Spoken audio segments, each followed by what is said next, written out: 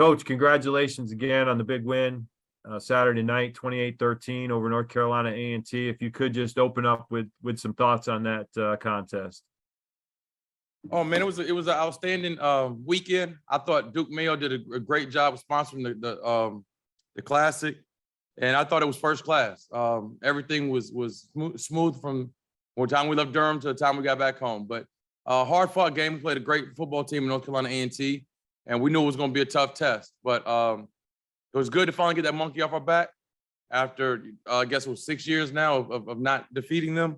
But I thought our kids played really hard. I thought we executed, and still got a lot of stuff that we had to clean up. But for the most part, I thought we played a solid game. It would have been just as much had you won in Durham, but can you talk about the experience overall for the student athletes, not just in the game, being able to play at an NFL venue, but the other events surrounding it? They had a chance to meet Bubba Wallace, and just give us some thoughts on the overall experience. Right. We had an opportunity to go to Michael Jordan and those guys' shop where they build the NASCARs and work on them and design them and all that stuff. And the team did get an opportunity to meet Bubba Wallace and see how that operation goes. And it was something, man. I've never seen that before. And it was just a great experience. And that's, when we recruit our student athletes, that's what we try to tell them is, they're going to get great experiences. They're going to go places they've never been before. And, it's more than just athletics or just education. It's the social aspect of developing our young student athletes. But it was, obviously playing in the Carolina Panther Stadium was a great opportunity for our student athletes as well. So I can't say enough about the Classic. I've been a part of a lot of big ones, and I thought it was first class. I'm probably the only one on here that saw you play against Winston-Salem State back in the day. What is that rivalry like now? I know you guys don't play every year, but what's your take on that as the Rams come to Durham? When I was in school, that was just as big as North Carolina A&T. And I think it kind of, that we were both in the same conference, CIAA. I don't know what the student athletes are kind of dwindled off a little bit because of the change of conference and us being FCS and them being Division II. But I know as far as the fans are concerned, it's still a huge rivalry. And our guys have to understand the importance of this game. Because like last year, they came in ready to roll and they had us on our heels in the fourth quarter and we had to pull it out late. So we will not underestimate these folks when they come in here. We know they're going to be, ready to roll and we have to match their intensity. JB here.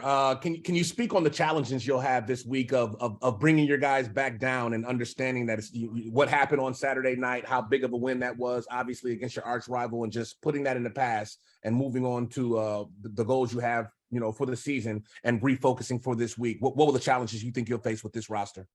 Well, they enjoyed it, obviously, Saturday night on the way back on the bus. We watched film, made corrections, and, they were excited. They were on a high. But at the same time, they know that that's over and done with. That was one game. That was the first thing I told them after we got in the locker room.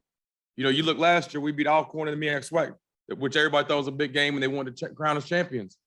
We had a few injuries, and then we ended up second in our conference.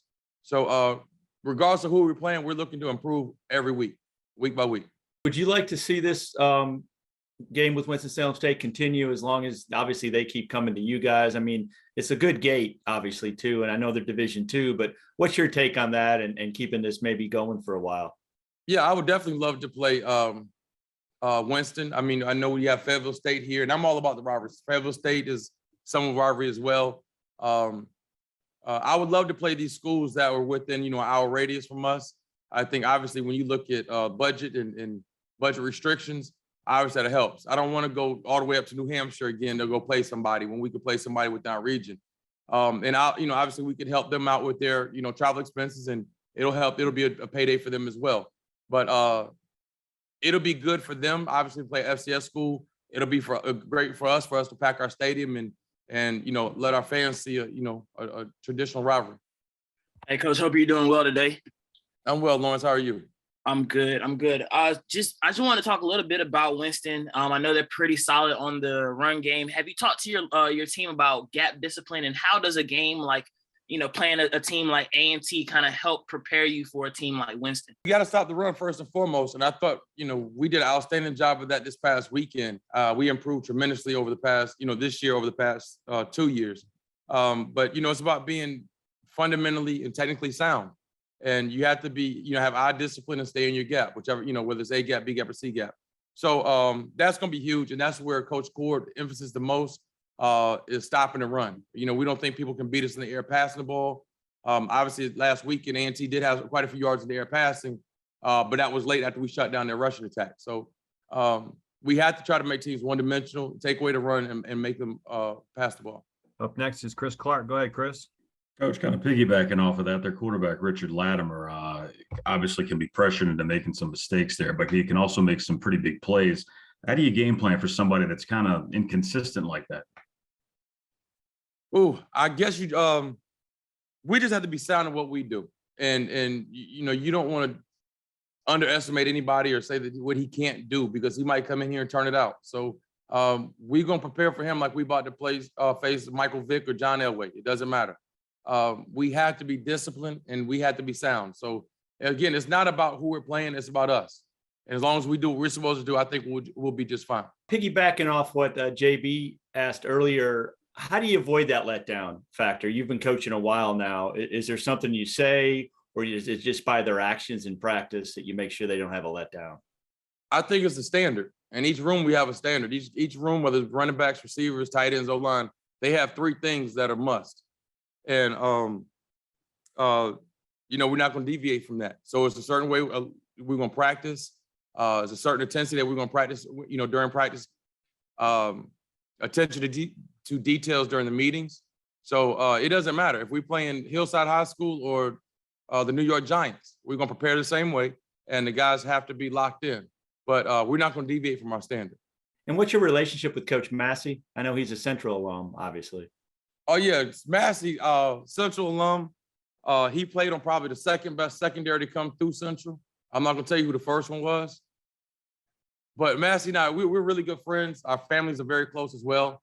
When I first got into Central as a player back in the mid-'90s, he took me under his wing, and he used to always come back and visit, from the NFL. And we were always, our back end, even the alum, we're very close. We remained friends, and we were on staff here together under Rod Broadway back in the mid-2000s. So we've known each other for, 25 years, I guess. And we talk all the time.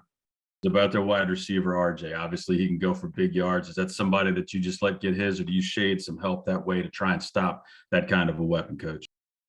Well, we'll have some stuff in our game plan if we need to use it. I think that I like our back end. I think Brandon Codrington has been solid. They tried to go at him, last week with A&T's bigger receivers, and I thought he competed well.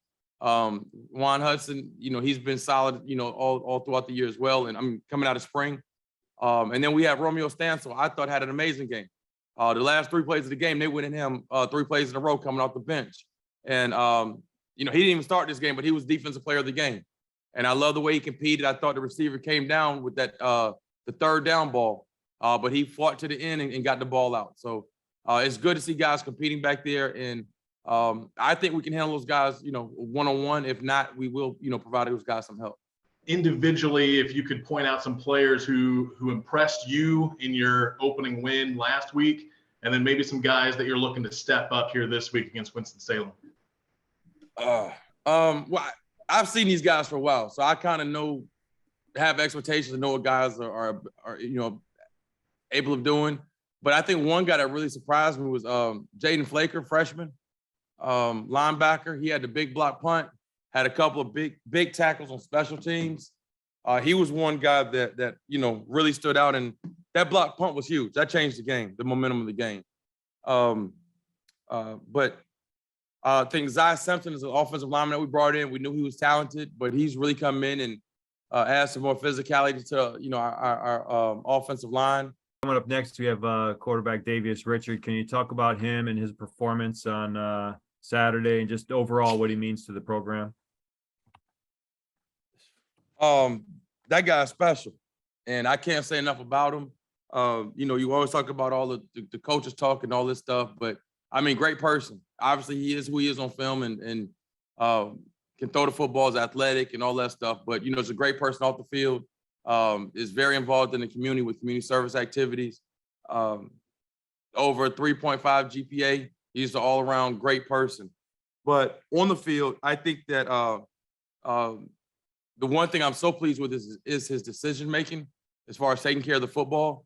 You know, a lot of guys will get locked in on a receiver or a favorite target or in a concept, regardless of what they get, they want to throw the ball deep. But he goes through his progression and he takes what the defense gives him, whether it's the deep ball or the check down to the running back or the third progression wide receiver. So and you look at the stats, I think we had about 8 different guys that had receptions. So we're not just locking in on person. And I think, you know, Coach Leone's done an outstanding job with having him prepared with that. But not forcing the ball and just taking what the defense gives you. Everything's, you know, covered. You know, he can hurt you with his feet as well. But I was really pleased. I thought that we had a game plan for him to run the ball. I thought there were some things that we could really take advantage of this past weekend. But, you know, we didn't want to run him too much. But I think the couple times we called his number on design running plays, he picked up quite a few positive yards. Thank you so much for taking the time to be with us here, Davius. If you could just share your opening thoughts about Saturday. I have some opening thoughts over the overall weekend. We left kind of like a Thursday. I think they did a good job of just like providing us the experience. Like Coach Oliver said earlier, we was able to go to the 2311 warehouse where they do the NASCAR stuff. And that was the first time I ever been like around the NASCAR, been in that type of environment, was able to meet Bubba Wallace. So it was just an overall good experience. Put us in a good hotel, fed us good all the way up until Saturday. And then just the layout of the field and stuff at the stadium was just a good experience. And then the game, we came out with a dub, so that was a good overall experience also. Can you talk about what it was like to play in Bank of America Stadium? Is that the first time you played in an NFL stadium and the largest crowd you played in front of? Yeah, that's the first time I played in NFL stadium. I'm actually just grateful that I was able to do it because, you know, a lot of kids playing football grow up always, big goal is to go to the NFL or be able to play in the NFL stadium. And it's just a blessing to say that I was able to play in the NFL stadium before even making it to the NFL. So I was just like thankful for the opportunity. Were you aware kind of the atmosphere that was going on? And at what point did you really lock into the game? I really was locked in before. I didn't really play too much. Mind of the crowd and the noise and stuff. But it was one point of the game going into the fourth quarter when it was transitioning from the third to fourth when they turned off the lights. And then you could see, you just look around, all the fans had their flashlights on their phones. And it was just like a surreal feeling. And then at that point, I kind of stuck out of the game for a little bit, but I had to lock back in. But it was just like a surreal feeling. That was really cool. All right, we'll get to some questions here. Lawrence Davis, go ahead, Lawrence. What's up, Hugh? How are you doing today? I'm good. How about you? I'm good. Talk about how the game has slowed down for you over the last, a couple of years, and coming into this year, how has the game, started to progress for you mentally? Transition been good. Coming in my freshman year was kind of fast. Coming from high school to college, just seeing new looks and new type of players, bigger, faster players. But over the past few years, it has slowed down, especially thanks to Coach Leone being a big press on me, being in the film room, try to perfect and practice. So just being used to it, getting used to it, seeing same defense, seeing different defense over the years, kind of helped the game slow down. And then I know after the game, I know you were going around, dapping up a lot of the defensive players. They played their hearts out. Kind of talk about their performance this past weekend and the respect you have for those guys. They out there, putting it on the line every play. Man, just been around those guys the whole summer. Not even the whole summer, it's the whole year since January when we came off on winter break, just seeing those guys in and out the weight room, on and off the field, just putting in work consistently. And it just, it's amazing to see the work pay off. So I commend those guys, those 11 guys that was on the field at the time. They really put blood, sweat, and tears that nobody seen behind the scenes until they was able to showcase it on Saturday. Appreciate you taking out this time. I actually have a 2-part question for you in regards to last year's game against Winston-Salem State. What do you remember about that, and what can you take from it to apply for this year's matchup? One main thing, I didn't play that game, so I can remember that. But I did watch it from the sideline and then just seeing. One big thing I could take away from that is they got some dogs over there. They got a lot of relentless players. They don't give up on the play. They played to the whistle ends. For what I remember, the D-line was pretty vicious. Got some big guys up front, good back end, and a good front seven for real. So overall, it was just a solid defense from what I've seen from the sideline and my point of view. So I know I'm in for a fight this weekend. You guys are coming off a huge win. You're coming off a win against your biggest rival. And, there's obviously a lot of celebration that's going to come off of that. So how are you and your fellow teammates going to handle, coming down from that high and getting refocused for what's ahead for the rest of the season, starting with Winston-Salem State? I don't think it's going to be too hard because I already hear a lot of the guys, even Saturday night or the Sunday mornings, they already say, just enjoy this win for the time being, but once practice comes, we on to the next. Like we taking it day by day, game by game. So I guess a lot of the guys on the team already know, like, we won the game, but it's not the end, it's just the beginning. Appreciate you. Good luck this Saturday. Thank you. Next question is from Chris Clark. Go ahead, Chris. There's two guys in particular, Justin and Jalen, managed 3 picks against pretty decent offense in Central just last night. Wanted to ask you what you were seeing for that, what you have to prepare for, and basically not taking them lightly. Like I said, from what I seen last year, they had some dogs over there in the back end. They had one corner that graduated. I forgot his name. I want to say number 9. But it's nothing new. I know they got dogs back there. They got playmakers just like we do. So as long as I go in with the game plan and just stay within my elements, I think I'll be pretty fine. Davius, I know you were talking about how awesome it was to play at Bank of America Stadium last weekend, but I want to get your thoughts on what it means to you and how important it is to finally come back at home in front of your home crowd under the lights this Saturday night. How excited are you? Ooh, man, it's gonna feel amazing. We had a big fan base come out there to Charlotte to the game this weekend. So I just can imagine how it's gonna look this weekend at home when they don't got to travel 100+ miles, when they just can wake up. A lot of students just wake up out their dorms, walk down the street, they at the stadium. Fans wake up out their homes, drive 5-10 minutes to the stadium. They right there. So I'm pretty excited. I'm anxious for real to see the fans, how they pack out the nest to this Saturday. So I can't wait for real. Good. After Saturday's game, I saw some comparisons online to Cam Newton. Since you were in Bank of America Stadium, what do you think of that? And is there a quarterback that you kind of model your game after? I mean, I appreciate the comparisons and stuff, but there was only one Cam Newton. If you being realistic, like it's going to be hard to duplicate what he did, at Auburn and in the NFL and stuff like that. And modeling my game after a quarterback wise, really, I don't got one particular quarterback. I kind of just like to pick itsy bits from different quarterbacks, just like Tom Brady, his winning mentality, his decision making, or just like Kyler Murray, his elusiveness, or Lamar Jackson, his shiftiness. So just try to pick bits and pieces from every quarterback and see how I can mold it into my game. John, is your hand up there? John, you got a question for Davius? Go ahead. Yeah, real quick. I noticed you're kind of a soft speaker, soft-spoken guy. How do you lead? What's your way of leading the team, as a quarterback?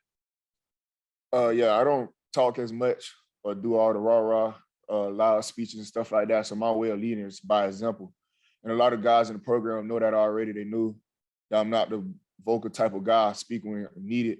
So a lot of my actions that I do, I make sure I be very mindful of what I do and what I showcase, because I know I lead by example, by my work ethic, by what I go in and do. So when I speak, they'll actually pay attention. They'll really lock in because they know if I speak, it got to be something important. So my leadership kind of a lead by example, like action. I know we've talked about it, but since we're on this platform, can you explain where the nickname Pee Wee comes from? It came from my mom. She had gave it to me when I was a kid. I want to say she got it from a TV show. Last time I asked her what she said.